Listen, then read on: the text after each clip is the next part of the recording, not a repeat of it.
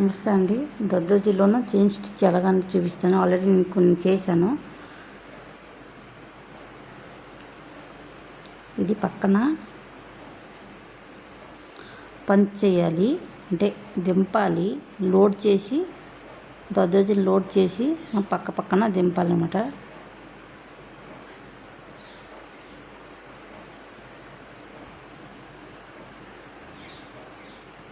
చూసారండి, ఇది నాట్ వేసుకోండి బిగినర్స్, ఎందుకంటే ఇది పైకి వచ్చేస్తుంది కాబట్టి నాట్ వేసుకోవడం బెస్ట్. ఇది చైన్ స్టిచ్ కూడా అంటారండి, దద్దోజులు చైన్ స్టిచ్ కూడా అంటారు. ఈ రెండు రకాలు చెప్పుకోవచ్చు ఏదైనా. ఇది 2 టైప్స్ మెథడ్లో అవుతుందండి. ఇది నీడిల్స్ వర్క్తో కూడా వేస్తారు, మళ్ళీ ఈ నీడిల్స్ నార్మల్ నీడిల్స్తో కూడా వేస్తారు, మగ్గం నీడిల్స్ కూడా వేస్తారు. అది మీకు మగ్గం నీడిల్స్ కూడా చూపిస్తాను నార్మల్ నీడిల్స్ వేసిన తర్వాత.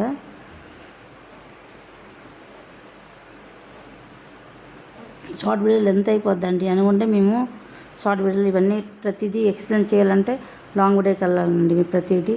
మరి ఫస్ట్ వీడియోస్ ఏదైనా ఫస్ట్ లాస్ట్ దాకా చూస్తేనే మీకు అర్థమవుతాయండి. మధ్యలో చూసి వదిలేస్తే మీకు ఏమీ అర్థమవుదు.